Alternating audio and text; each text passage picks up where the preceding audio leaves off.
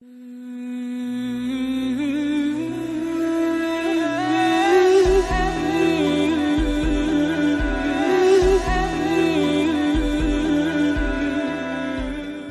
الحمد للہ نحمده ونصلی علی رسولہ الکریم اما بعد ان اللہ وملائکتہ یصلون علی النبی یا ایھا الذین آمنوا صلوا علیہ وسلموا تسلیما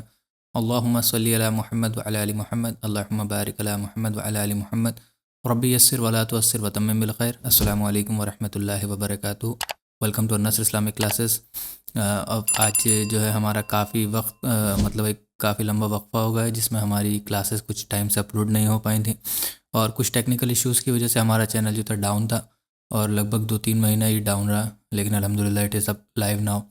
اور انشاءاللہ آپ سے جو ہمارا ہوگا، جو سیرت کا ایک سلسلہ چل رہا تھا، اس کو انشاءاللہ ہم کنٹینیو کریں گے، اور لگ بھگ اب سیرت جو ہے ہماری تقریباً اختتام کی طرف ہی اپنی جا رہی ہے، تو انشاءاللہ ہم اس کو کمپلیٹ کریں گے۔ اور آج کا جو ہمارا کلاس ہوگا انشاءاللہ، پچھلے ہم نے کچھ کلاسز کے اندر غزوۃ تبوک کے بارے میں بہت ڈیٹیل سے ڈسکس کیا تھا، اس کے اندر جتنے بھی واقعات ہیں، اور اس میں امید یہی ہے کہ الحمدللہ جتنے بھی امپورٹنٹ واقعات ہیں اس کو میں نے کور کر لیا ہے۔ کوئی ایسی چیز نہیں رہی ہوگی جو امپورٹنٹ چیز ہو اور رہ گئی ہو، پھر بھی اگر کچھ رہ گئی ہے تو ہمیشہ کی طرح آپ لوگ اس میں کمنٹ سیکشن میں لکھ سکتے ہیں، میں اس کو آگے کا بھی ایڈ کر دوں گا، یا پھر وہیں کمنٹ سیکشن میں اس کا جواب دے دوں گا اگر کوئی چھوٹی چیز ہوگی۔ آج کی جو ہماری کلاس ہے وہ ہے کافی امپورٹنٹ کلاس ہے ہماری۔ اگر نارملی اگر دیکھیں تو کوئی بہت زیادہ امپورٹنس اس کی دکھتی نہیں ہے، اور بہت سارے لوگ اس کو ان نوٹس نکل جاتے ہیں جب سیرت کو پڑھتے ہیں، تو اس کو ایسے ہی جلدی سے پڑھتے ہوئے نکل جاتے ہیں۔ لیکن جس طریقے سے ہم سیرہ کو پڑھ رہے ہیں، جو پولیٹیکلی ہم سیرہ کو پڑھ رہے ہیں، تو اگر اس انداز میں دیکھیں رسول اللہ صلی اللہ علیہ وسلم کا جو مشن تھا، اگر اس پرسپیکٹیو میں ہم دیکھیں، اسلام as a then us perspective میں ہم دیکھیں، تو یہ ایک بہت امپورٹنٹ کلاس ہے ہمارے لیے۔ اس لیے نہیں کہ اس کے اندر کیا کیا چیزیں آئیں گی، بلکہ جو اس کا مقصد ہے، اس کلاس کا جو مقصد ہے، یعنی کہ جو اس چیپٹر کا مقصد ہے، جو کہ ایئر آف ڈیلیگیشن جس کو کہتے ہیں، یہ جو آج کا ہم چیپٹر پڑھیں گے، اگر آپ سیرت کی کتابوں کے اندر دیکھیں گے تو اس کو ایئر آف ڈیلیگیشن کہا جاتا ہے، عام الوفود۔ ڈیلیگیشن کو وفد کہتے ہیں اردو میں، وفود یعنی کہ اس کا ڈیلیگیشن اس کا پلورل فارم ہے۔ ڈیلیگیشن اس کو کہتے ہیں کہ اگر کوئی گروپ آئے، کسی ایک جماعت آئے کوئی کسی کی طرف سے، انہوں نے بھیجا ہو، کسی ایک شخص نے دوسرے شخص کی طرف اگر کسی جماعت کو بھیجا ہے، تو اس کو جماعت بھی ہو سکتی ہے، 2-3 لوگ بھی ہو سکتے ہیں، ایک آدمی بھی ہو سکتا ہے، کیونکہ ہم اس کیس میں اگر ہم دیکھیں گے تو ہمیں یہ بھی ملتا ہے کہ ایک آدمی بھی آیا ہے کسی جگہ سے رسول اللہ صلی اللہ علیہ وسلم سے ملنے کے لیے۔ تو ایک جگہ سے ایک اتھارٹی اگر دوسری اتھارٹی کی طرف کسی چیز کو بھیجتی، میں بتا رہا ہوں پولیٹیکل سینیریو میں تو اس کو ڈیلیگیشن کہا جاتا ہے، وفد کہا جاتا ہے، کہ ہاں کسی ایک شخص نے، کسی ایک گروپ نے دوسرے گروپ کی طرف کچھ لوگوں کو بھیجا ہے، اور اس کا ایک سمپل پیور مقصد ہوتا ہے ایک الائنس بنانے کا۔ کچھ شرائط ہوتی ہیں اس کے اندر، کچھ بات چیت ہوتی ہے کہ ہاں ان دو جو گروپ ہیں، ان دونوں گروپ کے اندر کوئی ٹینشن نہیں رہے، ان دو گروپ کے اندر کوئی لڑائی، کوئی مت بھید نہیں رہے، کوئی ٹینشن نہیں رہے، اس وجہ سے ڈیلیگیشنز بھیجے جاتے ہیں۔ زیادہ تر اگر ہم آج کی دنیا میں بھی دیکھیں تو جو پاورفل کنٹریز ہوتی ہیں، جو پاورفل اینٹیٹی ہوتی ہے، اس کے بعد جو چھوٹے چھوٹے لوگ ہوتے ہیں، جو چھوٹی چھوٹی پاورز ہوتی ہیں، جن کی اپنے آپ میں کوئی بہت زیادہ حیثیت نہیں ہوتی ہے، تو وہ الائنس بنانے کی کوشش کرتے ہیں، جو ایک بڑی اینٹیٹی ہے، جو ایک بڑی پاور ہے۔ جیسے اس کرنٹ سینیریو میں، یہ جو نیشن اسٹیٹس کی جو دنیا ہے، اس کے اندر ہم دیکھتے ہیں امریکہ، رشیا، چائنا، یہ کچھ بہت بڑی بڑی سپر پاورز ہیں اس وقت کی، جن سے لوگ زیادہ تر چاہتے ہیں کہ ہم اپنا الائنس بنا لیں۔ تو بہت آپ دیکھیں الگ الگ کنٹریز کے ڈیلیگیشنز جاتے ہیں ان کے پاس، ان سے ملاقات کرتے ہیں، اس میں کچھ شرائط رکھی جاتی ہیں، کچھ بات چیت ہوتی ہیں کہ ہم آپ کے ساتھ الائنس میں آ جائیں گے۔ الائنس میں آنے کا مطلب یہ ہے کہ ہم آپ کو سپورٹ کریں گے ہر چیز میں، جو بھی آپ کی ہوگی، جہاں کہیں پر بھی دنیا بھر میں آپ کا جو بھی اسٹانس ہوگا، جو بھی اسٹینڈ ہوگا، ہم اس کو سپورٹ کریں گے۔ کبھی کوئی جنگ کی نوبت آئی، اگر کوئی آپ مانیے کہیں پر جنگ ہو گئی، کہیں پر جنگ چھڑ جاتی ہے، تو ہم اس میں آپ کا ساتھ دیں گے، اگر آپ کی کسی کے ساتھ جنگ چھڑتی ہے تو اس کا ڈیلیگیشن بھیجنے کا یہی مقصد ہوتا ہے، الائنس میں آنے کا صرف یہی مقصد ہوتا ہے۔ اس لیے ہم دیکھتے ہیں امریکہ، رشیا، برٹن، یا آپ کہیں کہ چائنا، یہ ایسی کچھ کنٹریز ہیں جن میں ہم دیکھتے ہیں کہ لوگ زیادہ تر انہی کے ساتھ الائنس میں رہتے ہیں، انہی کے پاس سے زیادہ تر ڈیلیگیشن جاتے ہیں۔ تو اگر ہم رسول اللہ صلی اللہ علیہ وسلم کے جو سیرہ ہے اس کی پرسپیکٹیو میں اگر ہم دیکھیں تو یہ عام الوفود اس کو کہا تو جاتا ہے، لیکن ایسا نہیں ہے کہ یہ جتنے بھی وفد آئے ہیں، جتنے بھی ڈیلیگیشنز آئے ہیں الگ الگ، وہ سارے ایک ہی سال میں رسول اللہ صلی اللہ علیہ وسلم کے پاس آئے ہوں۔ الگ الگ سال میں یہ رسول اللہ صلی اللہ علیہ وسلم کے پاس آئے ہیں، یہ جو وفد ہیں، ڈیلیگیشنز ہیں۔ یعنی کہ آپ سمجھیں جب سے رسول اللہ صلی اللہ علیہ وسلم نے ہجرت کی ہے، جب سے رسول اللہ صلی اللہ علیہ وسلم نے اپنی ایک اسٹیٹ اسٹیبلش کی ہے، مدینہ میں آ کر کے ایک ریاست قائم کی ہے، اس ریاست میں اب کیونکہ رسول اللہ صلی اللہ علیہ وسلم ہم یہ بہت کلیئرلی بتا چکے ہیں، جیسے ہی مدینہ میں رسول اللہ آئے ہیں وہیں سے ڈومینیشن مسلمانوں کا شروع ہو گیا ہے. خاص طور سے مدینہ میں آ کر کے رسول اللہ صلی اللہ علیہ وسلم نے جو ڈومینیشن دکھایا ہے، جو ریاست نے ڈومینیشن دکھایا ہے، ہلکے ہلکے آس پاس کے قبیلوں نے آپ کہیں کہ الائنس میں آنا شروع کر دیا تھا رسول اللہ صلی اللہ علیہ وسلم کے ساتھ. کچھ ان کے ڈیلیگیشنز آئے تھے. تو لگ بھگ آپ سمجھ لیجیے جب سے رسول اللہ صلی اللہ علیہ وسلم مدینہ میں آئے ہیں تب سے لے کر اور 9 یا 10 ہجری تک رسول اللہ صلی اللہ علیہ وسلم نے جب تک اپنا آپ کہیں اس دنیا سے رخصت نہیں ہوئے ہیں تب تک رسول اللہ صلی اللہ علیہ وسلم کے پاس یہ جو آپ وفد تھے، جو ڈیلیگیشنز تھے، وہ آتے رہے ہیں رسول اللہ کے پاس. ان میں سے اس کو خاص طور سے ایئر آف ڈیلیگیشن کیوں کہا جاتا ہے، یہاں پر کیوں رکھا جاتا ہے اس چیپٹر کو؟ کیونکہ فتح مکہ اور غزوۃ التبوک کے بعد اب مسلمانوں کی جو اتھارٹی تھی، جو ریاست تھی، مدینہ کی جو ریاست تھی، اس کی اتھارٹی جو تھی وہ ویل اسٹیبلشڈ ہو گئی تھی. دور دور تک لوگوں نے مان لیا تھا. آپ سوچیے تبوک جس کے بارے میں ہم نے پچھلی کلاس میں ڈسکس کیا ہے، لگ بھگ سیریا کا بارڈر ہے پورا، وہاں تک مسلمانوں نے اپنا دبدبہ، اپنی دھاک بیٹھا دی تھی. تو اب مسلمانوں کے پاس آنا شروع ہوئے تھے ڈیلیگیشن. اب آپ سمجھیں کہ جو وہاں پر ریگستان میں ننگے پاؤں پھرنے والے بدو جن کو کہا جاتا تھا، جن کی مطلب لٹریسی کے حساب سے بھی اگر دیکھا جائے تو ان کی کوئی حیثیت نہیں تھی، پاپولیشن کے حساب سے ان کی کوئی حیثیت نہیں تھی، اور پیسوں وغیرہ کے اعتبار سے بھی اگر اکنامیکلی دیکھا جائے تو ان کی کوئی حیثیت نہیں تھی. لیکن رسول اللہ صلی اللہ علیہ وسلم نے جو دین لا کر کے دیا، جو ریولوشن کھڑا کیا تھا وہاں پر مدینہ میں، جو ایک ریاست بنائی ہے، اس نے اس قابل بنا دیا ہے کہ اب وہ جو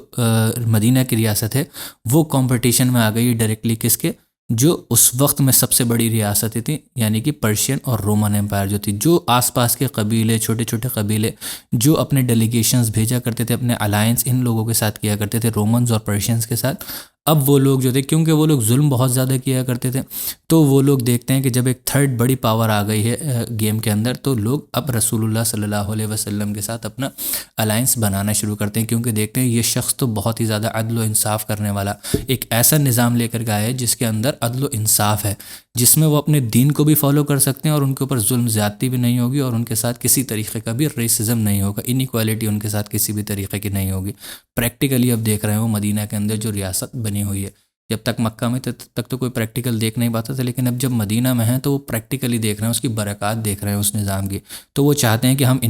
ان کے ساتھ اپنا الائنس کر لیں، ہم ان کے ساتھ جڑ کر کے رہیں، اور یہ ویسے بھی اپنے آپ میں ایک بڑی سپر پاور بن کر کے آ رہے ہیں. خاص طور سے اگر ملیٹریلی بھی اگر مسلمانوں کو دیکھا جائے تو صرف ایک احد کی جنگ ہی ایسی ہے جس میں تھوڑی سی مسلمانوں کو نقصانات ہوئے ہیں، جس کو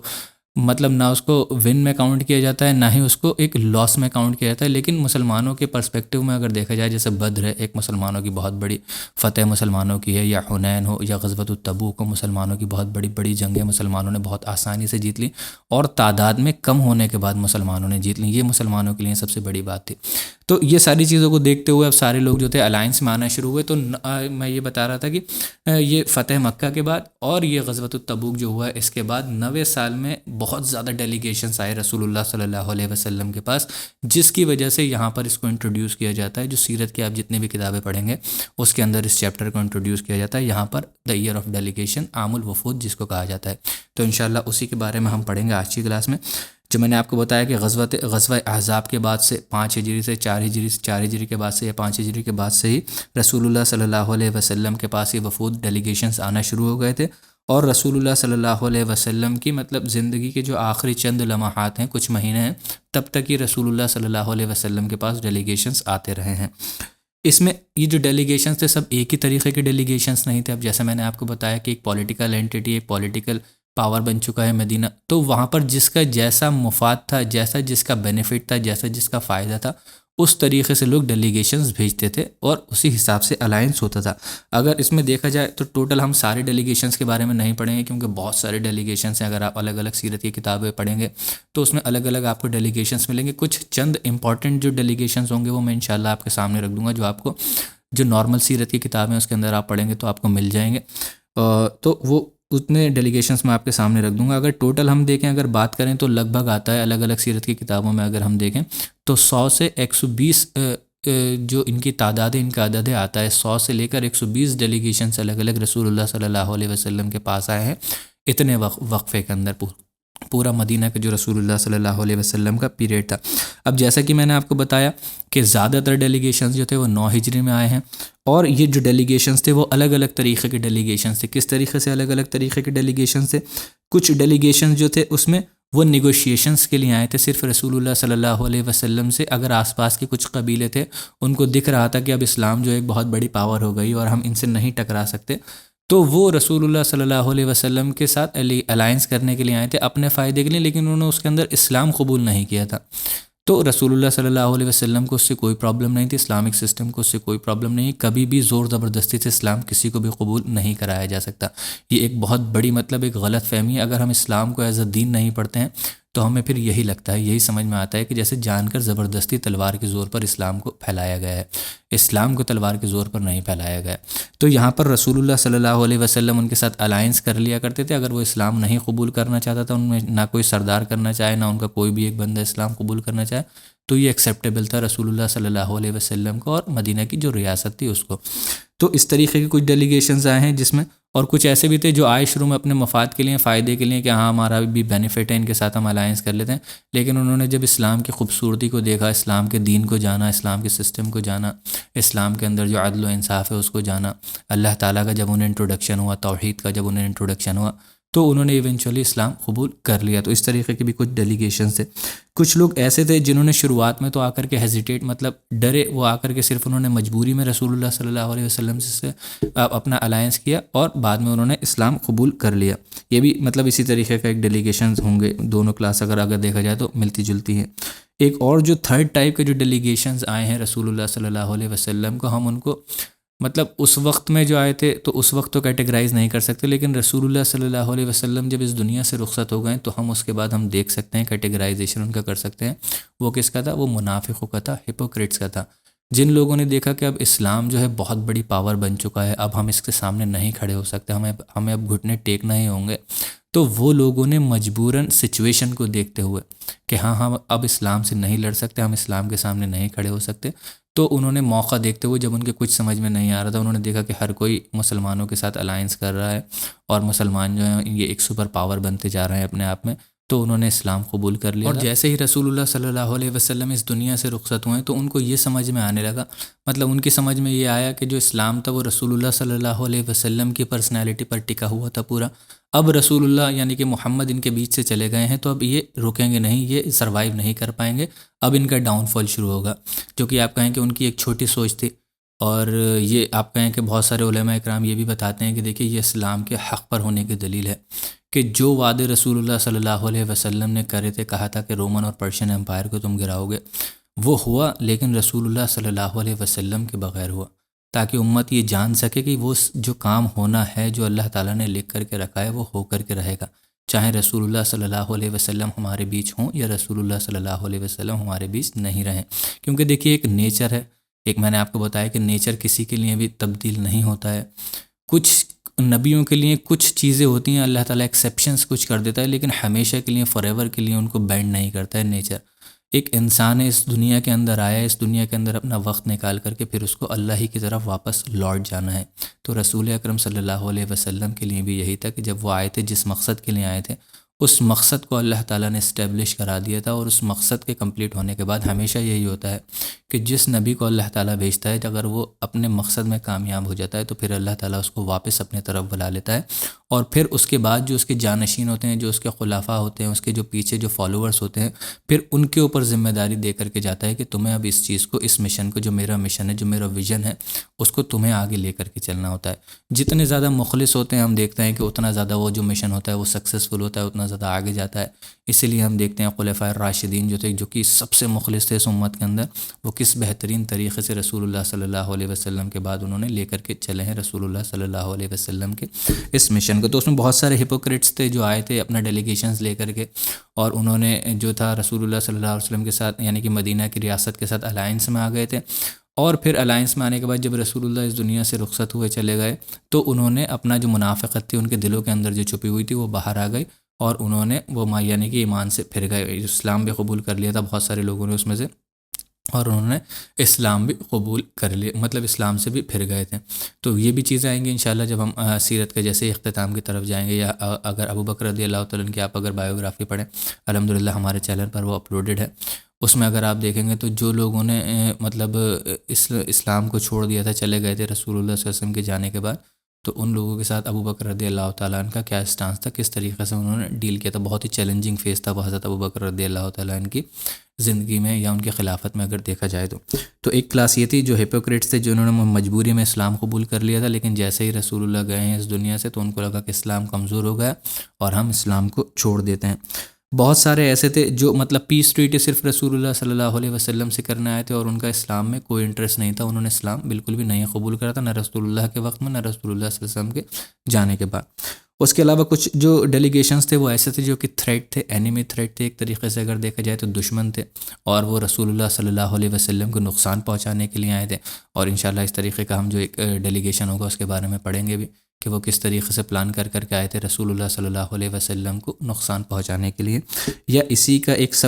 ہم ایک ڈویژن کر سکتے ہیں، کچھ ایسے ڈیلیگیشنز تھے جو کہ تھریٹ تو تھے، اینیمی ڈیلیگیشنز تھے، دشمنوں کی طرف سے آئے تھے، لیکن انہوں نے رسول اللہ صلی اللہ علیہ وسلم کو کوئی ڈائریکٹلی نقصان نہیں پہنچایا تھا، لیکن نہ انہوں نے اسلام قبول کیا تھا، نہ وہ الائنس میں آئے تھے رسول اللہ صلی اللہ علیہ وسلم کے، اور انہوں نے کھلی دشمنی اپنی دکھائی تھی کہ ہم آپ کے سامنے الائنس میں نہیں آئیں گے۔ اور پھر اس کو ہم دیکھیں گے بھی آگے سیرت میں پڑھیں گے جب کہ ان کو کس طریقے سے ڈیل کیا گیا، کیسے ان سے نپٹا گیا۔ تو ڈیلیگیشنز کے بارے میں اگر ہم بات کریں، جو کافی سارے ڈیلیگیشنز ہیں، ہم کچھ ڈیلیگیشنز کو یہاں پر ڈسکس کریں گے انشاءاللہ آج، اور اگر آج کی کلاس میں اگر پورے کمپلیٹ نہیں ہو پائے تو انشاءاللہ ایک کلاس میں اور ڈسکس کر لیں گے ہم، کیونکہ کافی کچھ ڈیلیگیشنز ایسے ہیں جو کہ بہت امپورٹنٹ ہے اور ان کو ڈسکس کرنا ضروری ہے۔ تو اس میں جو پہلا ڈیلیگیشن آتا ہے وہ پہلا ڈیلیگیشن تھا ڈیلیگیشنز آف ابو القیس۔ ابو القیس ایک شخص تھے، یعنی کہ لیڈر تھے اپنے قبیلے کے، ان کا جو ڈیلیگیشن تھا، ان کا جو وفد تھا وہ آیا تھا، اور یہ کہاں سے، یا آپ کہیں کہ سب سے دور سے ڈیلیگیشن آیا تھا۔ اگر ڈسٹینس وائز دیکھا جائے، جیوگرافیکلی اگر دیکھا جائے تو مکہ سے جو سب سے دور جگہ تھی وہاں سے یہ ڈیلیگیشن آیا تھا، اور وہ جگہ تھی بحرین سے یہ ڈیلیگیشن آیا تھا رسول اللہ صلی اللہ علیہ وسلم کے پاس۔ اور یہ جو قبیلے والے تھے یہ مطلب پہلے اسلام قبول کرنے سے پہلے یہ کرسچنز تھے، یعنی کہ آپ کہیں کہ عیسائی تھے، نصرانی تھے یہ، اور کچھ ان میں سے بڑا جو طبقہ تھا ان کا عیسائی تھے، کرسچن تھے، اور کچھ طبقہ ان میں سے پیگن بھی تھا، مجوسی بھی تھے ان کے اندر۔ لیکن جب ان تک رسول اللہ صلی اللہ علیہ وسلم کی دعوت پہنچی ہے تو یہ اسلام قبول کرنے کے لیے رسول اللہ صلی اللہ علیہ وسلم کے پاس آئے تھے، اور یہ لگ بھگ اراؤنڈ 5 ہجری میں رسول اللہ صلی اللہ علیہ وسلم کے پاس شروعات میں آئے تھے۔ کچھ لوگ آئے تھے، چند لوگ آئے تھے، ان چند لوگوں نے اسلام قبول کیا تھا، جا کر کے واپس اپنے جب قبیلے گئے تو وہاں قبیلے پر جا کر کے انہوں نے اپنے اسلام کے بارے میں دعوت دی، اور اسلام جب کافی زیادہ مطلب بہت سارے لوگوں نے ایکسیپٹ کر لیا ہوگا، زیادہ ان کی تعداد نے ایکسیپٹ کر لیا ہوگا، پاپولیشن نے اسلام کو، اور پھر اسلام کا جو ڈومیننس تھا وہاں تک ان کے قصے بھی پہنچے ہوں گے، باتیں پہنچی ہوں گی کہ تبوک تک مسلمان آ گئے، وہاں تک مسلمانوں نے آ کر کے جنگ جیت لیے۔ تو پھر یہاں سے 9 ہجری میں ایک بڑا ڈیلیگیشن ان کا آیا تھا رسول اللہ صلی اللہ علیہ وسلم کے پاس والنٹیرلی اسلام قبول کرنے کے لیے، بنا کسی جنگ کے انہوں نے خود آ کر کے ایکسیپٹ کیا تھا رسول اللہ صلی اللہ علیہ وسلم کے پاس، پورے قبیلے کی طرف سے ایک ڈیلیگیشن بھیجا گیا تھا۔ اور اس میں رسول اللہ صلی اللہ علیہ وسلم نے جب ایک بار خطبہ دے رہے تھے، ان کا جو واقعہ ہے جو ہم سیرت میں پڑھتے ہیں، جتنے بھی سیرت کی کتابوں میں اس میں آتا ہے کہ جب ایک بار رسول اللہ صلی اللہ علیہ وسلم خطبہ دے رہے تھے تو رسول اللہ صلی اللہ علیہ وسلم نے صحابہ اکرام کو پہلے سے ہی بتا دیا تھا کہ ایسٹ کی طرف سے، ایسٹ کی جانب سے، مشرق کی جانب سے تمہارے پاس ایک وفد آ رہا ہے، ایک ڈیلیگیشن آ رہا ہے جو کہ اس امت کے مطلب اس دنیا میں جو لوگ ہیں ان میں سے بہترین لوگ ہیں، بہترین پیپل ہیں، اس میں سے رسول اللہ صلی اللہ علیہ وسلم نے کہا بیسٹ آف دا پیپل، ان کو رسول اللہ صلی اللہ علیہ وسلم نے کہا بہت شریف النفس لوگ ہیں وہ جو ہیں۔ اب دیکھیں یہ بہت ساری چیزیں ہم اس کے اندر یہ کامن ملے گی جب ہم جتنے بھی ڈیلیگیشنز کے بارے میں بات کریں گے، اور یہ سیرت میں ہمیں بہت ساری جگہ پر ملتا ہے، جس کی وجہ سے ایک بہت بڑا آپ کہیں کہ مسکنسیپشن، یا آپ کہیں کہ لوگوں کے ذہن میں ایک ایسی چیز، ایک ایسا ٹاپک بن جاتا ہے جو کہ ہمارے یہاں معاشرے کے اندر بہت ڈیبیٹیبل ہے۔ وہ کیا ہے ٹاپک؟ وہ ہے رسول اللہ صلی اللہ علیہ وسلم کا غیب کا جاننے کا، عالم الغیب ہونے کا، کہ رسول اللہ صلی اللہ علیہ وسلم کو علم غیب تھا، غیب کا علم تھا۔ یہ ہمارے معاشرے میں پہلے بھی سیرت کے اندر ڈسکس کر چکا ہوں کہ بہت زیادہ اس کے اوپر آپ کہیں کہ رسہ کشی ہوتی ہے، بہت کھینچا تانی ہوتی ہے، بہت اس کے اوپر بحثیں ہوتی ہیں، مباحثے ہوتے ہیں ہمارے معاشرے کے اندر، اور اگر کوئی نہیں مان رہا ہے تو اس کو اسلام سے یہ مطلب خارج کر دیتے ہیں، آپس میں ایک دوسرے سے لڑائیاں ہوتی ہیں اس چیز کو لے کر کے۔ دیکھیے یہ چیزوں کو سمجھنے کی ضرورت ہے، تھوڑا سا اگر سوچیں گے، کریٹیکلی سوچیں گے تو ہماری سمجھ میں آئے گا۔ دیکھیے آج کے معاشرے میں ہم اس کو بہت اچھے سے سمجھ سکتے ہیں، بہت ایزیلی سمجھ سکتے ہیں۔ مانیے اب ہمارے پاس کیونکہ موبائل فونز ہیں، یہاں پر ہم دیکھتے ہیں موبائل فونز میں ہمارے پاس کیا آسانی ہے، یہاں سے اگر ہم بیٹھے ہوئے ہیں، مان لیے اگر اگزامپل میں دوں، یہاں پر بیٹھا ہوں اور اگر کوئی دہلی سے کوئی شخص آ رہا ہے، مان لیجیے میرا بھائی ہے دہلی میں رہتا ہے وہ، اگر وہ دہلی سے آ رہا ہے اور وہاں سے چلتے ہوئے اس نے مجھے فون کر دیا کہ میں آج گھر آ رہا ہوں،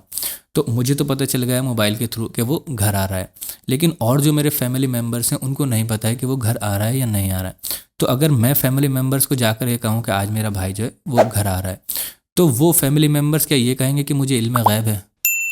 نہیں، مجھے علم غیب نہیں ہے، بالکل بھی نہیں۔ مجھے انفارمیشن مل چکی ہے، کس کے تھرو؟ موبائل کے تھرو۔ ایک میڈیم تھا موبائل، اس کے تھرو مجھے انفارمیشن مل گئی، تو یہ میرے لیے علم غیب نہیں رہا۔ ہاں پہلے ہوگا کبھی، لیکن جب اس نے مجھے انفارمیشن دے دی موبائل کے تھرو تو وہ یہ میرے لیے علم غیب نہیں رہا۔ اب جو میں فیملی ممبرس کو بتانے جا رہا ہوں تو کیا وہ یہ کہیں گے کہ ان کے لیے علم غیب ہے؟ نہیں، یہ ایک انفارمیشن تھی جو مجھ تک پہنچ گئی۔ ٹھیک، اگر اس کو اگر ہم بڑے اسکیل پر لے جائیں، رسول اللہ صلی اللہ علیہ وسلم کے اسکیل پر لے جائیں، کہ کچھ چیزیں ہوتی تھیں، کچھ ایونٹس ہوتے تھے جو ہونے والے ہیں، وہ ایونٹس اللہ تعالیٰ کو تو سب کچھ پتہ ہے۔ ہر مطلب ایک کوئی اگر اندھیری رات میں کوئی کالے پتھر کے اوپر کوئی کالی چیٹی بھی اگر چل رہی ہے تو اس چیز کا بھی اللہ تعالیٰ کو علم ہے۔ جو سب کچھ ہو چکا اور جو آنے والے وقت میں ہونے والا ہے تا قیامت تک، اس چیز کا علم ہے اللہ تعالیٰ کو۔ اور رسول اللہ صلی اللہ علیہ وسلم اللہ تعالیٰ کی آپ کہیں کہ سب سے چہیتی پرسنالٹی ہیں، سب سے امپورٹنٹ پرسنالٹی ہیں۔ ایک اتنے بڑے مشن کے اوپر اللہ تعالیٰ نے ان کو اس زمین پر بھیجا ہے۔ اب کوئی امپورٹنٹ ایونٹ ہونے والی ہے وہاں پر، ان سے ہی ریلیٹڈ ہے وہ، تو اللہ تعالیٰ ان کو، رسول اللہ صلی اللہ علیہ وسلم کو، اپنے نبی کو جبرائیل امین کے ذریعے وہ چیز بتا دیا کرتا تھا، اس ایونٹ کے بارے میں بتا دیا کرتا تھا، چاہے وہ آپ کہیں کہ بہت ہی فیوچر ایونٹ ہو، بہت ہی قیامت کے آنے والی ایونٹ ہو، یا پھر وہ ایک انسٹنٹ فیوچر میں ہونے والی ایونٹ ہو کہ بہت ایک دو دن بعد ہونے والی ہے، ایک گھنٹے بعد ہونے والی ہے، یا کوئی پرانی چیز ہوئی ہو، ہمیں مطلب معاشرے کے اندر جو وقت گزر چکا ہے، جو ہم دیکھتے ہیں قرآن کے اندر کتنے سارے جو وقت دور گزر چکا ہے، انبیاء اور جو قومیں گزر چکی ہیں ان کے بارے میں واقعات آتے ہیں، تو وہ اللہ تعالیٰ رسول اللہ صلی اللہ علیہ وسلم کو بتاتا ہے، کس کے ذریعے؟ جبرائیل امین کے ذریعے۔ تو رسول اللہ صلی اللہ علیہ وسلم کے پاس ہم یہ تو کہہ سکتے ہیں کہ ہاں علم غیب تھا، لیکن اتنا ہی علم غیب تھا جتنا اللہ تعالیٰ چاہتا تھا رسول اللہ صلی اللہ علیہ وسلم کو بتا دینا، اور وہ رسول اللہ صلی اللہ علیہ وسلم کا اپنے آپ سے نہیں تھا کہ رسول اللہ صلی اللہ علیہ وسلم کچھ بھی کہیں پر بھی کچھ بھی جان لیں۔ جب اللہ ان کو بتاتا تھا جبرائیل امین کے ذریعے، تبھی رسول اللہ صلی اللہ علیہ وسلم کو پتہ چل پاتا تھا۔ تو یہ بیسٹ طریقہ ہے رسول اللہ صلی اللہ علیہ وسلم کے علم غیب کو جاننے کے لیے، کہ ہاں رسول اللہ صلی اللہ علیہ وسلم کو ضرور بے شک علم غیب ہوا کرتا تھا، لیکن اتنا ہی ہوا کرتا تھا جتنا اللہ تعالیٰ بتاتا تھا، اور خود سے نہیں تھا رسول اللہ صلی اللہ علیہ وسلم کا کہ خود سے چٹکی بجا کر کے رسول اللہ صلی اللہ علیہ وسلم یا آنکھیں بند کر کے سوچیں اور رسول اللہ صلی اللہ علیہ وسلم کو سب کچھ پتہ چل جائے۔ رسول اللہ صلی اللہ علیہ وسلم کو ایک میڈیم کے تھرو پتہ چلتا تھا، اور وہ میڈیم جو تھے وہ جبرائیل امین تھے، جو آ کر کے رسول اللہ صلی اللہ علیہ وسلم کو بتا سکتے تھے۔ اس سے زیادہ آپ اگر کچھ کھینچیں گے، اس کو ایک ایکسٹریم پر جائیں گے، ایک ایکسٹریم الگ ہوگی، ایک ایکسٹریم الگ ہوگی، وہ معاشرے کے اندر تنازعات ہوں گے، لڑائیاں ہوں گی، جھگڑے ہوں گے، اور اس سے مطلب کچھ فائدہ نکل کر کے نہیں آئے گا۔ تو رسول اللہ صلی اللہ علیہ وسلم کو ہم جتنے بھی وفد آتے ہیں، جتنے بھی ڈیلیگیشنز آتے ہیں، ہم یہ دیکھیں گے کہ رسول اللہ صلی اللہ علیہ وسلم زیادہ تر صحابہ اکرام کو پہلے سے ہی بتا دیا کرتے تھے، ایون 3 4 دن پہلے بتا دیا کرتے تھے کہ اتنے دن بعد مدینہ کے اندر ایک وفد آنے والا ہے، ایک ڈیلیگیشن آنے والا ہے۔ ٹھیک جیسا کہ اس میں ابو القیس کا جو ڈیلیگیشن تھا اس کے معاملے میں ہوا، رسول اللہ صلی اللہ علیہ وسلم نے بتا دیا کہ ابو القیس کا جو ایک ڈیلیگیشن ہے، مطلب جو ایسٹ کی طرف سے، مشرق کی طرف سے تمہارے پاس ایک کچھ نیک صفت لوگوں کا جو ڈیلیگیشن ہے، وفد ہے، وہ آنے والا ہے۔ جب رسول اللہ صلی اللہ علیہ وسلم بتاتے ہیں، حضرت عمر رضی اللہ تعالیٰ عنہ ایکسائٹمنٹ میں جاتے ہیں باہر، مارکیٹ پلیس میں آتا ہے کہ مارکیٹ پلیس میں جا کر کے رسول اللہ صلی اللہ علیہ وسلم وہ حضرت عمر رضی اللہ تعالیٰ عنہ جا کر کے دیکھتے ہیں، ملتے ہیں ان سے، تو واقعہ میں ایک بڑا ڈیلیگیشن آ رہا ہوتا ہے۔ حضرت عمر رضی اللہ تعالیٰ عنہ ہی ان کو ریسیو کرتے ہیں اور ان کو بتاتے ہیں کہ رسول اللہ صلی اللہ علیہ وسلم نے آپ کے بارے میں ہمیں پہلے ہی بتا دیا تھا، اور وہ لے کر کے جاتے ہیں رسول اللہ صلی اللہ علیہ وسلم کے پاس، اور رسول اللہ صلی اللہ علیہ وسلم سے ان کی ملاقات کراتے ہیں۔ وہ ملتے ہیں رسول اللہ صلی اللہ علیہ وسلم سے، اور اسلام کے بارے میں بات ہوتی ہے، کیونکہ اسلام کا انٹروڈکشن تو ان تک ہو چکا تھا، اور وہ بتاتے ہیں کہ ہم والنٹیرلی اسلام کو قبول کرنا چاہتے ہیں، اسلام ایز اے ریلیجن بھی ہم قبول کرنا چاہتے ہیں، اسلام ایز اے دین، ایز اے سسٹم بھی ہم قبول کرنا چاہتے ہیں۔ تو رسول اللہ صلی اللہ علیہ وسلم ان کو وہیں روکتے ہیں کچھ دن کے لیے، اور رسول اللہ صلی اللہ علیہ وسلم سے وہ اسلام کے بارے میں جتنی چیزیں سیکھ سکتے تھے سیکھتے ہیں، اور پھر جب وہ وہاں سے جاتے ہیں تو ان کے بارے میں یہ آتا ہے کہ یہ پہلے ایسے لوگ تھے جنہوں نے جو حجاز کا ایک خطہ ہے، جو حجاز کا ایک ریجن ہے، جو میں آپ کو شروع میں پہلے بتا چکا ہوں کہ عرب کے جو ریجن ہے اس کو دو حصوں میں ڈیوائڈ کیا جاتا ہے، ایک حجاز اور ایک نجد۔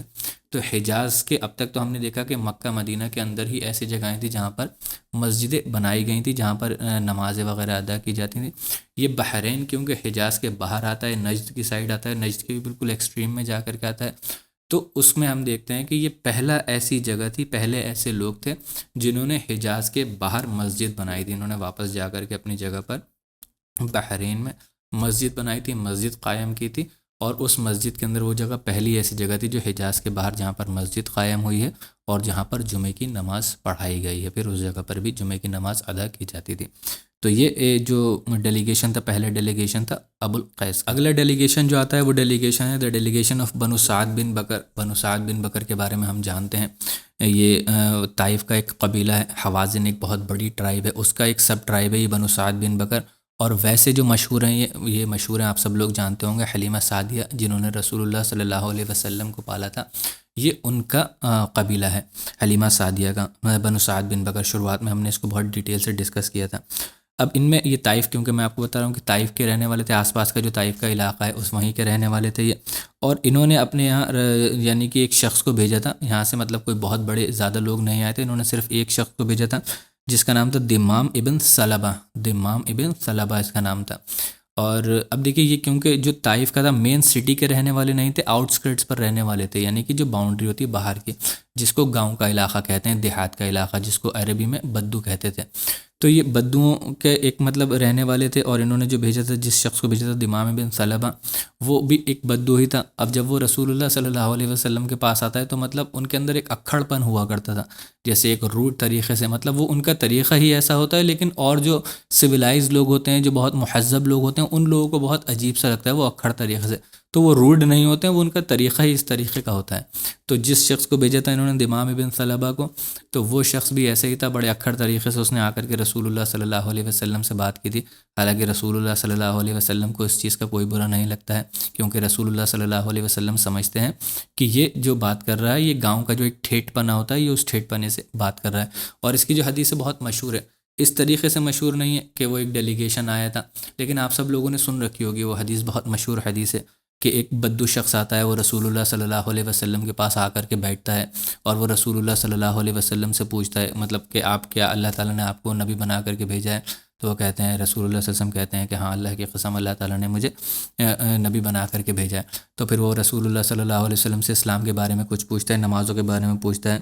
کہ اللہ تعالیٰ مطلب یہ دن اور رات کے بارے میں پوچھتا ہے کہ کس نے اس دنیا کو بنایا ہے، اور اللہ نے ہی کیا آپ کو بھیجا ہے۔ یہ کچھ بیسک سوال ہوتے ہیں جو اسلام کے اندر جن کا کویشچن دیا گیا ہے، آنسر دیا گیا ہے، ان کے بارے میں پوچھتا ہے۔ پھر وہ پوچھتا ہے کہ اچھا بتائیے کہ نمازوں کے بارے میں کیا ہے، آپ کو کیا حکم دیا ہے اللہ تعالیٰ نے؟ تو رسول اللہ صلی اللہ علیہ وسلم بتاتے ہیں کہ مجھے اللہ تعالیٰ نے 5 وقت کی نمازیں، جو دن میں 5 وقت کی نمازیں وہ فرض کی ہیں میرے لیے اور میری امت کے لیے، اور اس کے علاوہ نوافل جتنے تم پڑھنا چاہو نماز کے بعد یا ویسے ہی کسی بھی وقت میں تم نوافل پڑھنا چاہو، وہ ایڈ آن ہے، اس سے ثواب اور زیادہ ملے گا اور درجات بلند ہوں گے۔ وہ کہتا ہے کہ ٹھیک ہے۔ وہ پوچھتا ہے کہ زکوٰۃ کے بارے میں مجھے بتائیے کہ اللہ تعالیٰ نے زکوٰۃ کے بارے میں آپ کو کیا حکم دیا ہے؟ تو رسول اللہ صلی اللہ علیہ وسلم زکوٰۃ کے بارے میں بتاتے ہیں کہ اللہ تعالیٰ نے اتنے پرسنٹ رکھا ہے نصاب والوں کے لیے، اس کے علاوہ اگر تم دینا چاہو جو چیریٹی وہ صدقہ ہے، اس میں بھی تمہیں جتنا صدقہ کرو گے تمہارا اللہ تعالیٰ کے یہاں لیول اور درجات جو ہوں گے وہ بلند ہوں گے، بڑھیں گے۔ اس کے بعد حج کے بارے میں پوچھتا ہے، رسول اللہ صلی اللہ علیہ وسلم کہتے ہیں کہ ہاں، حج پہ بھی اگر تمہارے پاس استطاعت ہے تو تم حج میں اپنی زندگی میں کم سے کم ایک بار حج کرو، یہ تمہارے اوپر فرض ہے اگر تمہارے پاس استطاعت ہے۔ اس کے علاوہ تم عمرے کرو، ویسے ہی حج کرو نوافل کے طور پر، تو وہ بھی تمہارے لیے ایک ایڈ آن ہے۔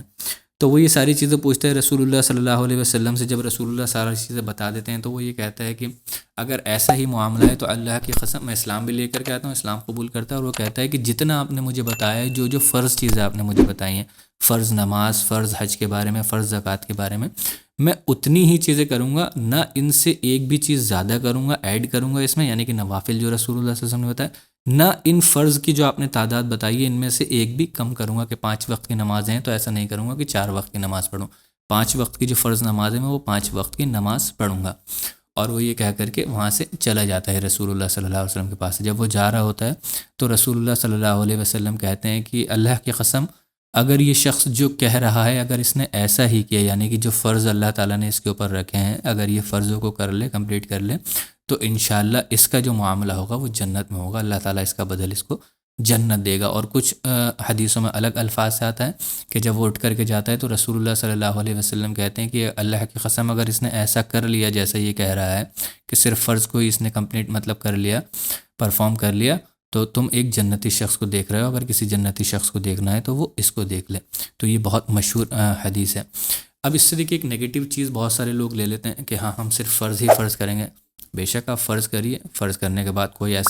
کوئی کہہ ہی نہیں سکتا اس دنیا کے اندر کہ آپ اگر فرض کر رہے ہیں اس کے علاوہ نوفل نہیں کر رہے ہیں تو آپ کوئی گناہ کا کام کر رہے ہیں، آپ کوئی غلط کام کر رہے ہیں، یا اللہ تعالیٰ آپ کی پکڑ کرے گا اس چیز کے لیے۔ جو اللہ تعالیٰ نے فرض رکھا ہے وہ اللہ تعالیٰ نے اسی لیے رکھا ہے کہ کوئی بھی مجبوری ہو سکتی ہے، ہر انسان اس لیول تک نہیں جا سکتا، ہر انسان نوافل ادا نہیں کر سکتا، لیکن جو فرض ہیں وہ ادا کرنا ہی کرنا ہے۔ فرض کر لیتے ہیں آپ تو آپ نے جو اللہ تعالیٰ نے آپ کے لیے ایک ڈیوٹی رکھی تھی وہ ڈیوٹی آپ نے کمپلیٹ کر لی۔ تو اس کا مطلب یہ نہیں ہے کہ جب اس نے کہا کہ میں اس سے کم نہیں، اس سے زیادہ ایک بھی نہیں کروں گا، نفل نہیں پڑھوں گا، تو آپ بھی نفل نہیں پڑھیں، نفلوں کو چھوٹا سمجھیں، نفلوں کو ایک طرف کر دیں، سائڈ کر دیں کہ ہمیں کیا کرنا ہے، فرض سے تو ہمیں مل ہی جائے گا۔ دیکھیے اللہ تعالیٰ کے جو معاملات ہیں نا وہ لیولز کے الگ الگ لیولز کے ہوں گے۔ جنت میں کیا انسان کو یہ چاہتا ہے کہ ہم بس نچلے لیول پر داخل ہوں؟ ہر انسان کی خواہش یہی ہوگی کہ ہم اوپر لیول پر جائیں اور اس لیول پر پہنچیں کہ ہم رسول اللہ صلی اللہ علیہ وسلم، صحابہ اکرام اور اللہ تعالیٰ کا پڑوس ہم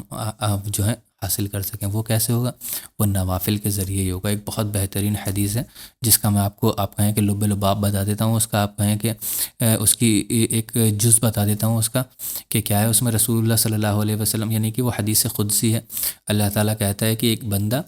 مطلب مجھ سے محبت کرتا ہے اور میری محبت میں فرض کی ادائیگی کرتا ہے، اور جب فرض کی ادائیگی کرتا ہے تو پھر میری محبت میں وہ نوافل کی ادائیگی کرتا ہے، اور وہ اتنی نوافل کی ادائیگی کرتا ہے کہ وہ میرے بہت قریب ہو جاتا ہے، اللہ تعالیٰ کے بہت قریب ہو جاتا ہے، اور اللہ تعالیٰ اس سے بہت محبت کرنے لگتا ہے،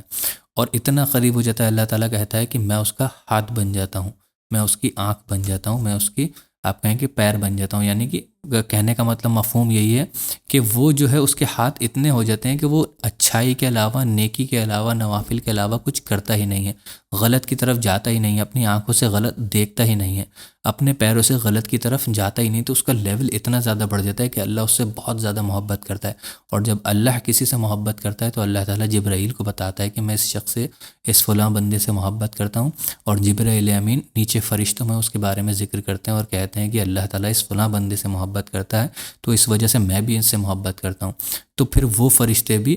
اس بندے سے محبت کرنے لگتے ہیں، حتیٰ کہ یہاں تک آتا ہے شاید غالباً اگر میں غلط نہیں ہوں کہ سمندر کے اندر جو مچھلیاں ہوتی ہیں وہ تک اس بندے سے محبت کرنے لگتی ہیں۔ تو نوافل کی یہ اہمیت ہے، نوافل کا یہ اپنی جگہ ایک مقام ہے۔ تو یہ چیز تو بتائی گئی ہے اس لیے کہ اگر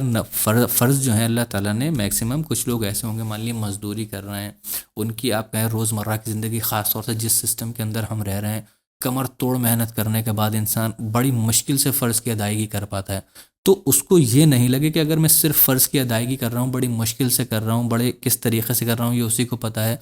تو کہیں میں کچھ کم تو نہیں کر رہا ہوں۔ وہ صرف اگر فرض کی ادائیگی کر رہا ہے تو اللہ تعالیٰ کے یہاں سرخرو ہوگا وہ انشاءاللہ۔ کیونکہ وہ اس کے ساتھ ساتھ بہت ساری محنت کر رہا ہے، ایسی محنت کر رہا ہے جو اس کی کمر توڑے دے رہی ہے۔ جہاں پر آپ کہیں کہ اس معاشرے کے اندر اتنی محنت کمائی اور ان سب چیزوں کے اندر پیسہ کمانے کی دھن کے اندر، پڑھائی کی دھن کے اندر انسان کو اللہ تعالیٰ کی، اپنے مطلب خدا کی یاد نہیں رہ پاتی، اس کے اندر وہ فرض کی ادائیگی اگر کر رہا ہے تو اس کے لیے بہت بڑی بات ہے، اور اس میں اس کی نجات ہے انشاءاللہ۔ لیکن اب کچھ لوگ ایسے ہیں جن کے ساتھ، جن کے ہر کسی کا تو معاملہ ایسا نہیں ہوتا، بہت سارے لوگ ہوتے ہیں جن کو اللہ تعالیٰ اتنا نوازتا ہے، اتنا دیتا ہے کہ ان کو بہت زیادہ محنت کرنے کی ضرورت نہیں پڑتی، بہت سارا پیسہ اللہ تعالیٰ ان کو دیتا ہے، بزنس ان کو بہت سارا دیتا ہے، شہرت اور ہر چیز ان کو دیتا ہے، ہر چیز ان کے لیے آسان ہوتی ہے۔ تو ان لوگوں کے لیے نفلوں کی ادائیگی بہت زیادہ امپورٹنٹ ہے، کیونکہ ان کا حساب پھر اس حساب سے ہوگا۔ اللہ تعالیٰ کہے گا کہ تمہارے پاس اتنا فری ٹائم تھا، تم نے اس فری ٹائم کو کس طریقے سے یوٹیلائز کرا، کیا تم نے امپلیمنٹیشن کرے اس فری ٹائم کے اندر۔ تو یہ جو تھا، جو ڈیلیگیشن تھا بنو سعد بن بکر کا تھا، جو کہ حوازن ایک بڑی ٹرائب ہے، اس کی سب ٹرائب تھی بنو سعد بن بکر، جو کہ حلیمہ سعدیہ کی ٹرائب تھی۔ ان کے بارے میں ہم کافی ڈیٹیل سے پہلے بھی پڑھ چکے ہیں، اور فتح مکہ کے وقت بھی ہم کافی ڈیٹیل سے پڑھ چکے ہیں۔ اس کے علاوہ تیسرا جو ایک اور ڈیلیگیشن آتا ہے وہ ڈیلیگیشن تھا ڈیلیگیشن آف مزینہ۔ اب یہ لوگ جو تھے وہ رسول اللہ صلی اللہ علیہ وسلم کے پاس آئے تھے، اسلام قبول کرنے کے لیے ہی آئے تھے، کچھ جو ڈیلیگیشن وفد جو آیا تھا، اور اسلام قبول کرنے کے بعد وہ کچھ وقت رسول اللہ صلی اللہ علیہ وسلم کے ہی پاس رہے، تاکہ وہ رسول اللہ صلی اللہ علیہ وسلم سے ڈائریکٹلی اسلام کے بارے میں سیکھ سکیں، فقہ کے بارے میں سیکھ سکیں، بہت ساری جو چیزیں اسلام کے اندر قوانین ہیں اس کے بارے میں سیکھ سکیں۔ تو وہ کچھ وقت رسول اللہ صلی اللہ علیہ وسلم کے پاس رہے تھے، اور رسول اللہ صلی اللہ علیہ وسلم نے ان کو زیادہ تر رسول اللہ صلی اللہ علیہ وسلم مسجد میں ہی رکایا کرتے تھے، جو مسجد نبوی ہے اس وقت کی۔ تو مسجد نبوی ہم دیکھتے ہیں اپنی آنکھوں سے کتنی بڑی مسجد نبوی ہے، وہ جو جتنی بڑی مسجد نبوی آج کی ہے نا، جو باؤنڈری بنی ہوئی، جو گیٹس بنے ہوئے ہیں، اگر آپ گئے ہیں آپ نے دیکھا ہے، اللہ تعالیٰ نے اگر آپ کو موقع دیا، اور جن لوگوں نے نہیں دیکھا اللہ تعالیٰ ان کو انشاءاللہ موقع دے اور دوبارہ لے کر کے جائے وہاں پر، یا ان کو لے کر کے جائے وہاں اور وہ دیکھیں اپنی آنکھوں سے۔ تو جو مسجد نبوی آج پوری ہے باؤنڈری ہے، وہ رسول اللہ صلی اللہ علیہ وسلم کے زمانے میں مین سٹی ہوا کرتی تھی مدینہ کی، اتنا بڑا تھا وہ صرف۔ تو رسول اللہ صلی اللہ علیہ وسلم آج دیکھیے کتنی وہ صرف اتنی بڑی مسجد بنا دی گئی، اور سٹی جو ہے وہ کافی زیادہ ایکسٹینڈ ہو گئی ہے، بہت زیادہ بڑھ چکی ہے۔ تو رسول اللہ صلی اللہ علیہ وسلم ان کو مسجد نبوی میں ہی رکایا کرتے تھے، تو رسول اللہ صلی اللہ علیہ وسلم ان کو مسجد نبوی میں رکاتے ہیں۔ ابن اسحاق کی اگر ایک روایت کو ہم دیکھیں تو اس میں ہمیں یہ پتہ چلتا ہے، اب اس کی اوتھینٹسٹی کے بارے میں مجھے بہت زیادہ نہیں پتہ ہے، کیونکہ میں نے کسی حدیث میں اس چیز کے بارے میں نہیں پتہ، ابن اسحاق میں ہی اس واقعے کو میں نے پڑھا ہے۔ اس میں رسول اللہ صلی اللہ علیہ وسلم میریکلس واقعہ ہے، وہ معجزہ ہے اللہ تعالی رسول اللہ صلی اللہ علیہ وسلم کا۔ اس میں رسول اللہ صلی اللہ علیہ وسلم جب وہ رکتے ہیں مسجد نبوی کے اندر، تو رسول اللہ صلی اللہ علیہ وسلم حضرت عمر رضی اللہ تعالیٰ عنہ سے کہتے ہیں کہ ان لوگوں کو کھانے کا انتظام کر دو کچھ۔ تو حضرت عمر رضی اللہ تعالیٰ عنہ کہتے ہیں کہ یا رسول اللہ صلی اللہ علیہ وسلم میرے پاس تو کچھ ایسا ہے نہیں، میں کہاں سے انتظام کر دوں، میرے پاس تو بس کچھ ایک پوٹلی کہتے ہیں ہوگی، کچھ سائز بتاتے ہیں کہ میرے پاس کچھ اتنی سی کھجور ہیں، اور وہ ان لوگوں کے لیے کافی نہیں ہوں گی، اور وہ میری فیملی کے لیے بھی۔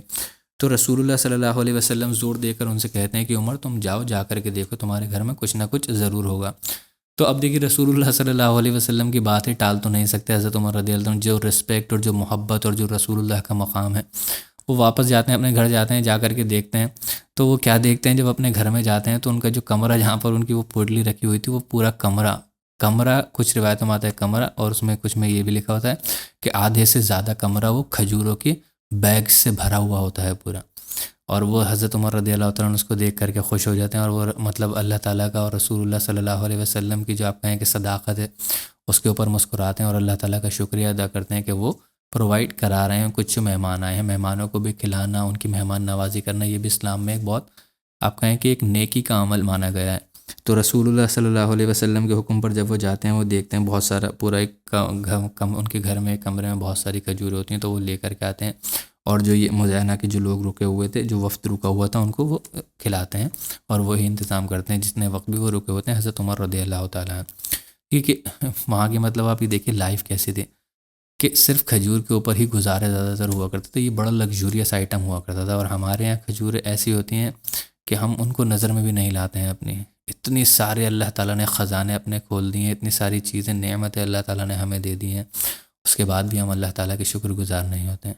وہ چھوٹی چھوٹی چیزیں ہیں جس پر ہمیں بہت شکر گزار ہونا چاہیے، کہ جو کبھی راجے مہاراجے نواب لوگ کھانے کھایا کرتے تھے، آج ہر عام آدمی وہ کھانا کھا لیتا ہے بڑی آرام سے۔ اتنے زیادہ اللہ تعالیٰ نے اپنے زمین کے جو آپ کہیں کہ ذخیرے کھول دیے ہیں پورے، اور ساری نعمتیں ہمارے سامنے، اور جیسے جیسے معاشرہ بڑھتا رہے گا ویسے ہی یہ ساری چیزیں اور بڑھتی رہیں گی اور آسانیاں ہوتی رہیں گی۔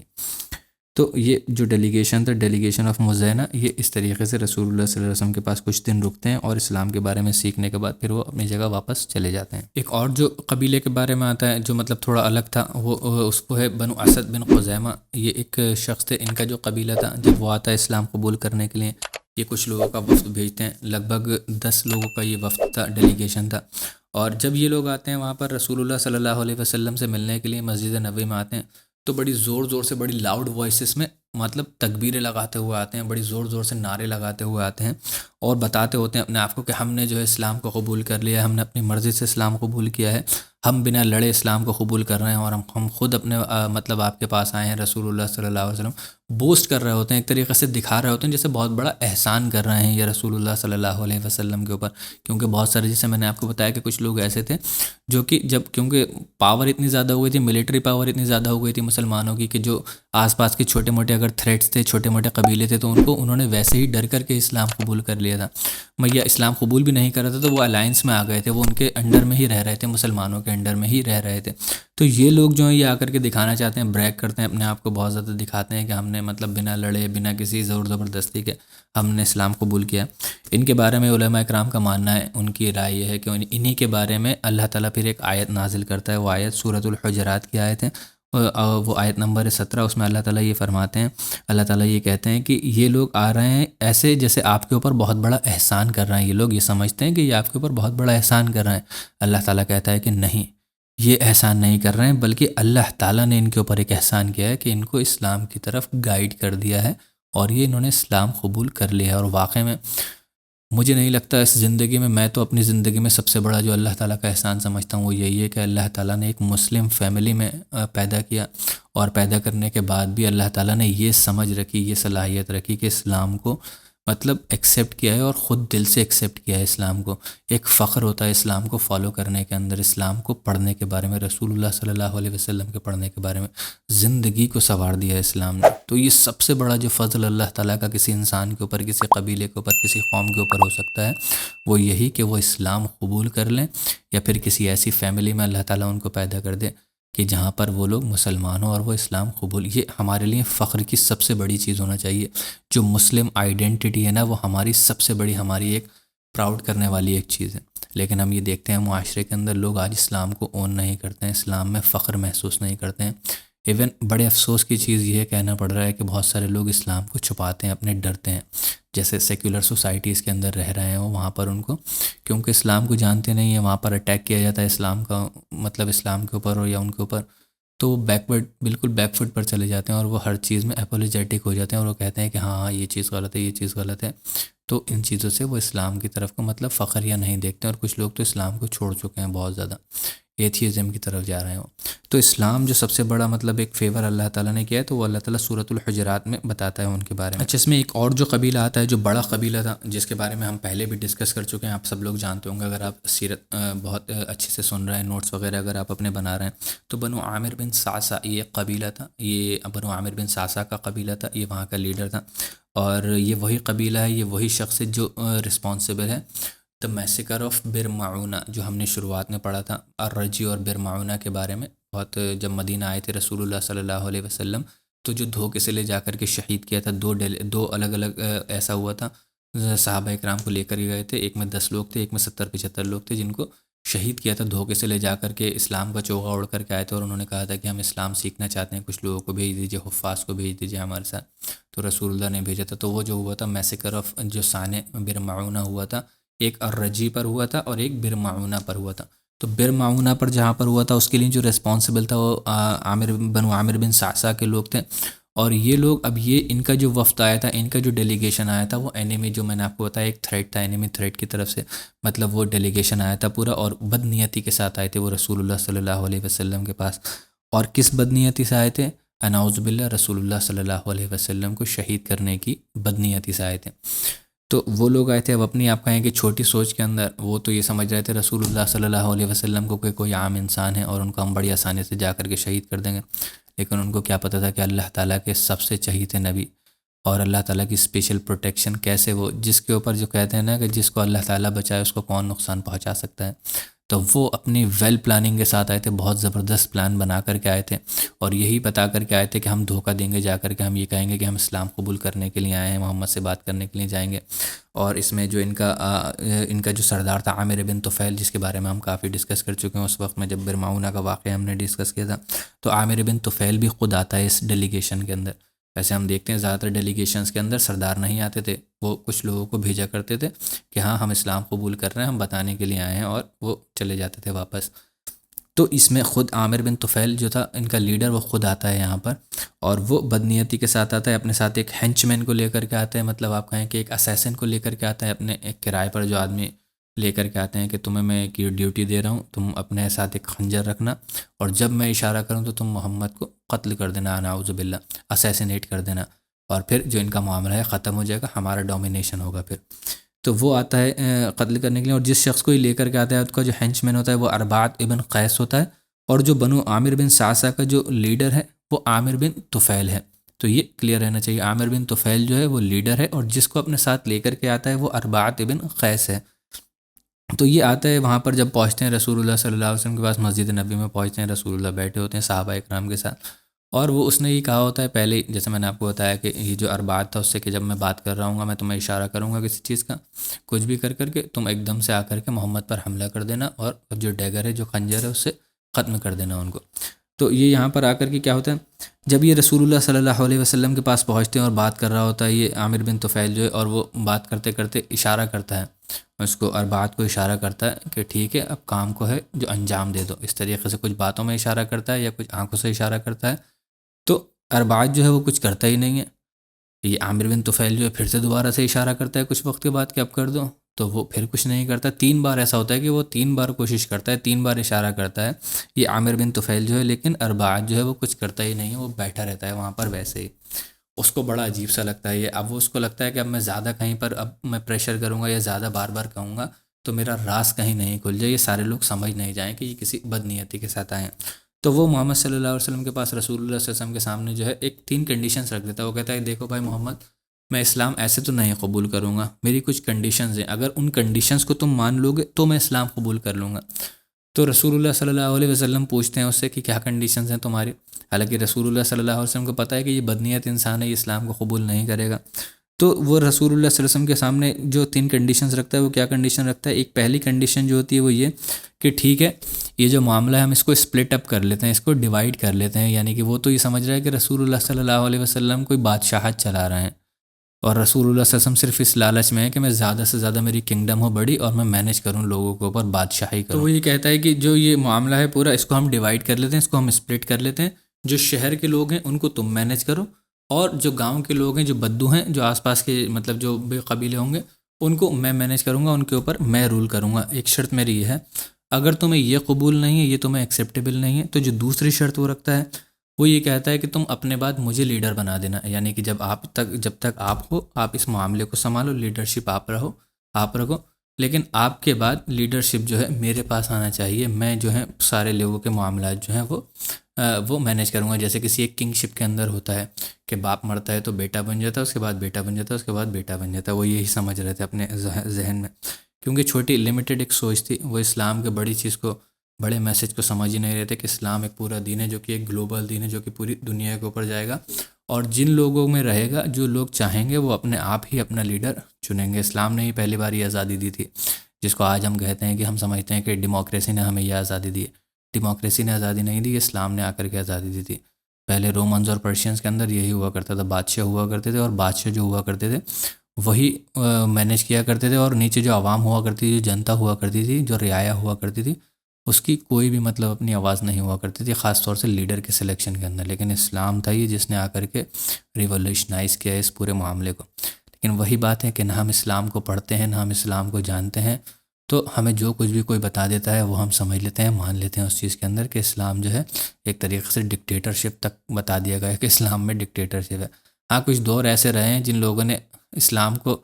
آپ کہیں کہ اسلام کے اوپر داغ لگانے کی کوشش کی ہے، اسلام کو مس امپلیمنٹ کیا ہے، غلط طریقے سے امپلیمنٹ کیا ہے، لیکن اس سے اسلام کہیں پر بھی غلط نہیں ہو جاتا ہے۔ وہ لوگ غلط ہو جاتے ہیں جنہوں نے غلط امپلیمنٹ اسلام کو کیا ہے۔ اسلام کے اوپر کوئی بھی اس کے اوپر سوال نہیں آتا ہے۔ اگر اسلام کا اوریجنل سسٹم آپ کو دیکھنا ہے، اسلام کے بارے میں جاننا ہے،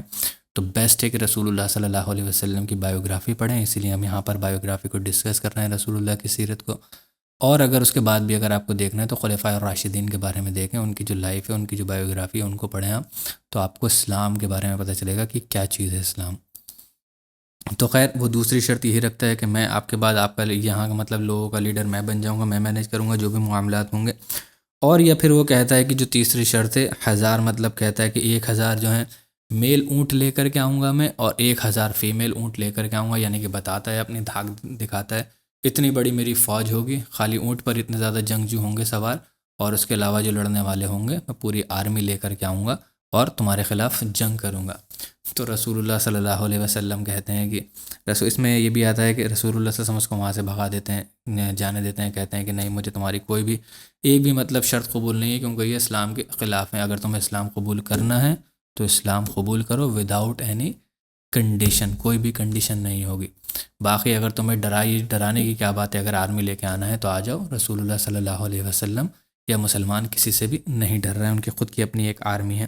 جو کہ شہید ہونے کے لیے ویسے ہی تیار ہے، موت سے نہیں ڈرتے ہیں، تو موت سے ڈرا کس کو رہے ہوئی ہے۔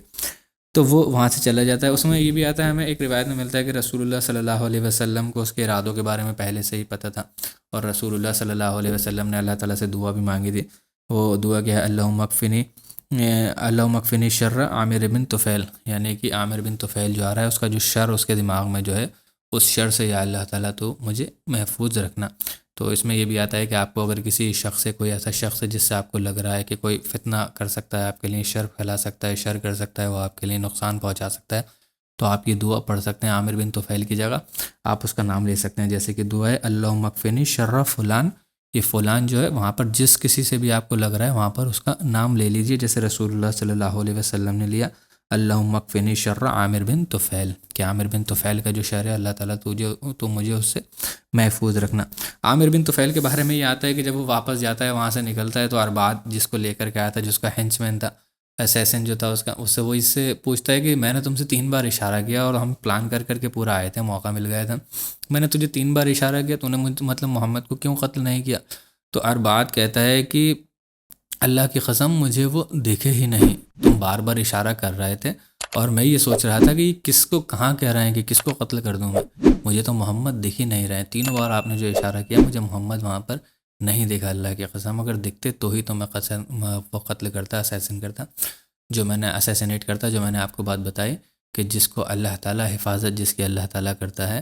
تو اس کو کوئی بھی نقصان نہیں پہنچا سکتا۔ یا اس کا دوسرا رخ آپ اس طریقے سے کہہ لیجئے کہ جب آپ اللہ تعالیٰ کا کام کرتے ہیں، اللہ تعالیٰ کے کام میں جٹے ہوئے ہوتے ہیں، تو پھر آپ کی پروٹیکشن اللہ تعالیٰ کرتا ہے، اور وہ کس طریقے سے اللہ تعالیٰ آپ کی پروٹیکشن کرے گا آپ بھی اندازہ نہیں لگا سکتے ہیں۔ اب آپ سوچیے کہ رسول اللہ صلی اللہ علیہ وسلم کو یہ تھوڑی نہ پتہ ہوگا، مطلب مجھے اپنے گمان میں ہی لگ رہا ہے کہ اللہ تعالیٰ نے مجھے اس طریقے سے پروٹیکٹ کیا ہے کہ میں اس کو دیکھ ہی نہیں رہا ہوں۔ کئی بار رسول اللہ صلی اللہ علیہ وسلم کے ساتھ سیرت میں ایسا ہوا ہے کہ اللہ تعالیٰ نے اس طریقے سے ان کو پروٹیکٹ کیا ہے کہ جو اسیسن آیا ہے یا جو نقصان پہنچانا آیا ہے رسول اللہ کو، اس کو رسول اللہ صلی اللہ علیہ وسلم دکھے ہی نہیں ہے، جبکہ وہیں بیٹھے ہوئے ہوتے ہیں رسول اللہ صلی اللہ علیہ وسلم۔ اللہ تعالیٰ اپنا غیب کا پردہ ایسا ڈالتا ہے کہ وہ نہیں دیکھ پاتے ہیں۔ تو جب اللہ تعالیٰ کا آپ کام کرتے ہیں یا اللہ تعالیٰ کو آپ کو پروٹیکٹ کرنا ہے تو اللہ تعالیٰ کیسے بھی پروٹیکٹ کر لے گا۔ وہ کسی، آپ کہیں کہ کسی ذرائع کا، کسی میڈیم کا، کسی چیز کا اللہ تعالیٰ محتاج نہیں ہے۔ یہ قدرت جو چل رہی ہے نا وہ اللہ کے اشاروں پر چل رہی ہے۔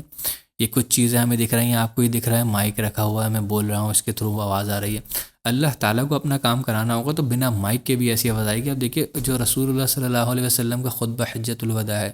جب آپ اس کے بارے میں پڑھتے ہیں نا تو آتا ہے 1.25 کا وہ مجمع تھا، اور صحابہ اکرام کھڑے ہو کر کے بیچ میں کچھ کھڑے ہوئے تھے جو رسول اللہ کی بات کو آگے بڑھا رہے تھے، لیکن اس کے بعد بھی لوگ کہتے ہیں کہ ہمیں ان لوگوں کی ضرورت نہیں تھی، ہمیں رسول اللہ صلی اللہ علیہ وسلم کی آواز ایسے ہی صاف کلیئر آ رہی تھی، بالکل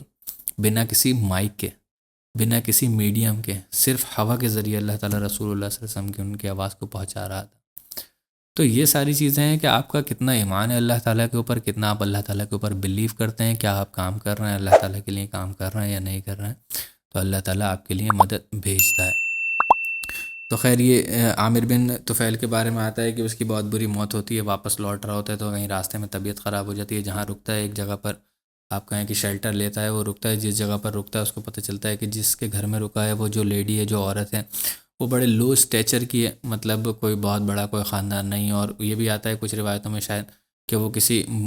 برے کاموں میں، بد فعلی میں وہ تھی، جیسے پروسٹیٹیوشن ہوتا ہے اس کے اندر وہ تھی مبتلا، تو اس کو بڑا یہ لگتا ہے کہ میں جو ایک قبیلے کا سردار ہوں، جو میں نے آپ کو بتایا کہ جیسے عرب کے اندر چلتا تھا کہ اپنے قبیلے کو لے کر کے، اپنے اسٹیچر کو لے کر کے کہ میں سردار ہوں، میں فلاں قبیلے کا ہوں، بڑی ان کے اندر آپ کہیں کہ پراؤڈ والی فیلنگ ہوا کرتی تھی ان کے اندر ہی، تو اس کو بہت برا لگتا ہے کہ میں ایسی جگہ پر مروں گا، ایک ایسی عورت کے گھر میں مروں گا، تو وہاں سے اپنے گھوڑے پر بیٹھ کر نکل جاتا ہے ریگستان کے اندر، اور پھر پتہ نہیں کہاں پر اس کی جو موت ہوتی ہے۔ اور ارباد کے بارے میں آتا ہے کہ ارباد جو تھا وہ اس کو اپنے گھوڑا، وہ بھی کہیں پر جا رہا تھا یا کہیں باہر تھا، اپنے قبیلے میں تھا، تو اس کو لائٹننگ یعنی کہ بجلی جو تھی، بجلی سیدھی اس کے اوپر گری تھی، اور اس کو اللہ تعالیٰ نے اس طریقے سے ختم کیا تھا، جس نے بدبخت نے یہ سوچا تھا کہ میں جا کر کے محمد صلی اللہ علیہ وسلم کو قتل کروں گا۔ دیکھیے ہمیشہ سے شروعات سے ہی اللہ تعالیٰ کی یہ سنت رہی ہے، جو کوئی بھی رسول اللہ صلی اللہ علیہ وسلم کے اوپر بد نیتی سے آتا ہے، بری نیت سے آتا ہے، چاہے وہ اسیسن کرنے آئے، چاہے رسول اللہ صلی اللہ علیہ وسلم کو آپ کہیں کہ ڈی ہیومنائز کرنے کے لیے آئے، رسول اللہ صلی اللہ علیہ وسلم کی عزت کو کچھ کم کرنے کے لیے آئے، ان کے خلاف کچھ برا بولے، شروع میں تو دکھتا ہے کہ ہاں وہ بڑا پاورفل ہے، یہ کرنے جا رہا ہے، کر لے گا، لیکن اس کا جو انجام ہوتا ہے وہ کوئی بہت اچھا انجام نہیں ہوتا ہے۔ اللہ تعالیٰ نے ہمیشہ ان کا انجام بڑا برا کرتا ہے، اور یہاں پر نہیں بھی برا ہو تو پھر آخرت میں تو ان کا انجام سب سے بدترین ہوگا، کہ اللہ کے سب سے زیادہ چہیتے انسان کو جو اللہ کے سب سے چہیتے نبی ہیں، جو مطلب ہائیسٹ اتھارٹی پر ہیں، جن سے اونچا کوئی ہو ہی نہیں سکتا، آپ اس شخص کے بارے میں برا کرنا چاہتے ہیں، برا بولنا چاہتے ہیں، تو اللہ تعالیٰ کیسے برداشت کرے گا؟ یہ ہم سے برداشت نہیں ہوگا تو اللہ تعالیٰ کیسے برداشت کرے گا؟ تو وہ جو اربعات تھا، ایک دن باہر نکلا ہوا ہوتا ہے اور اس کے اوپر بجلی گرتی ہے اور لوگ اپنے سامنے دیکھتے ہیں کہ وہ جل کر خاک ہو کر کے مر جاتا ہے وہاں پر۔ اور کچھ علماء اکرام کی، زیادہ تر علماء اکرام کی رائے بھی یہی ہے کہ سورۃ الرعد میں جو 11 سے 13 آیت نمبر 11 سے آیت نمبر 13 کے بارے میں جو ہے، اس شخص کے بعد جس شخص کے بارے میں آتا ہے کہ وہ باہر نکلا اور اس کے اوپر بجلی گری، ختم ہو گیا، وہ جو تھا بجلی سے جس کو ختم کرنے کے بارے میں بات ہو رہی ہے، موت کے بارے میں بات ہو رہی ہے، وہ یہ جو ہر بات ہے اسی کے بارے میں یہ بات ہو رہی ہے۔ ایک اور ڈیلیگیشن ہے جو کہ امپورٹنٹ ہے، وہ ہے ڈیلیگیشن آف دوس، یعنی کہ یمن کی ایک قبیلہ تھا، بنو دوس، ان یہ قبیلہ تھا، اور اس میں ایک صحابی ہیں جو کہ بہت امپورٹنٹ ہے۔ اگر آپ لوگ سیرت بہت دھیان سے پڑھ رہے ہیں تو آپ لوگوں کو پتہ ہوگا کہ میں کن صحابی کی بات کر رہا ہوں، لیکن میں آگے بتا دوں گا۔ یہ جو قبیلہ تھا یہ یمن کا قبیلہ تھا، اور بنو دوس یہ قبیلہ تھا۔ اس کے جو قبیلے کے جو چیفٹن تھے، جو سردار تھے، وہ تھے طفیل ابن عمرو الدوسی رضی اللہ تعالیٰ عنہ، طفیل ابن عمرو الدوسی رضی اللہ تعالیٰ عنہ۔ اور یہ جو تھے، یہ رسول اللہ صلی اللہ علیہ وسلم سے ان کی ملاقات مکہ میں ہی ہوئی تھی، جس وقت میں رسول اللہ صلی اللہ علیہ وسلم دعوت دے رہے تھے دین کی، اور دعوت کا 5واں 6واں سال تھا وہ شاید۔ اور جو قریش تھے وہ رسول اللہ صلی اللہ علیہ وسلم کے بارے میں ریومرز پھیلا رہے تھے، اور نگیٹیو ریومرز پھیلا رہے تھے کہ وہ فلاں شخص جو ہے ساحر ہے، سحر ہو گیا ہے، جادوگر ہے، اس سے مت ملنا جا کر کے، اور ملوگے تو تمہارے پر بھی جادو کر دے گا۔ تو یہ طفیل بن عمرو الدوسی جو اپنے جگہ کے لیڈر تھے، جب وہ آئے تھے حج کرنے کے لیے، تو ان سے بھی یہی کہا گیا تھا قریش نے کہ ان سے مت ملنا جا کر کے، ان کی باتوں کو مت سننا، جادو ہو جاتا ہے۔ تو یہ ان کے بارے میں آتا ہے کہ انہوں نے اپنے کانوں میں روئیاں لگا لی تھی کہ کہیں محمد مل گئے تو میں ان کی بات نہیں سن لوں۔ تو یہ رسول اللہ صلی اللہ علیہ وسلم، یہ ایک مطلب اتفاق ایسا ہوتا ہے کہ اللہ تعالیٰ کا کرنا ایسا ہوتا ہے کہ یہ جس وقت میں طواف کر رہے تھے رسول اللہ صلی اللہ علیہ وسلم وہاں پر نماز پڑھ رہے ہوتے ہیں یا قرآن کی تلاوت کر رہے ہوتے ہیں، تو ان کے کانوں میں قرآن کی آواز جب جاتی ہے تو یہ کوشش کرتے ہیں کہ بند کر لیں اس کو، اپنے کانوں کو اور نہیں سنیں، لیکن پھر ان کے ذہن میں جو آپ کہتے ہیں کہ خود انسان کی کانشیس ہوتی ہے اندر، وہ وہاں سے آواز آتی ہے کہ یار تم ایک اڈلٹ انسان ہو، ایک بڑے نوجوان انسان ہو، یہ تمہیں کیسے تمہارا مطلب جادو کر دے گا، سنو تو یہ کیا کہہ رہے ہیں۔ وہ اپنے کانوں کی روئیاں نکال کر کے سنتے ہیں تو انہیں اچھا لگتا ہے، وہ رسول اللہ صلی اللہ علیہ وسلم کے پاس جاتے ہیں، ان سے بات کرتے ہیں کہ مجھے ایسا ایسا قریش نے بتایا ہے۔ رسول اللہ صلی اللہ علیہ وسلم مسکراتے ہیں اور کہتے ہیں کہ نہیں، ان لوگوں نے ریومر ہے صرف میرے بارے میں، اور ایسا کچھ معاملہ نہیں۔ تو وہ رسول اللہ سے اسلام کے بارے میں پوچھتے ہیں، قرآن جو پڑھ رہے تھے اس کے بارے میں پوچھتے ہیں۔ رسول اللہ صلی اللہ علیہ وسلم روایتوں میں آتا ہے کہ ان کو قرآن پڑھ کر کے سناتے ہیں، 3 صورتیں پڑھ کر کے سناتے ہیں جو آخر کے تینوں قل ہیں، معوذتین جن کو کہتے ہیں، قل هو اللہ، اور قل اعوذ بالفلق، اور قل اعوذ برب الناس۔ معوذتین تو ویسے قل اعوذ بالفلق اور قل اعوذ برب الناس ہی ہیں،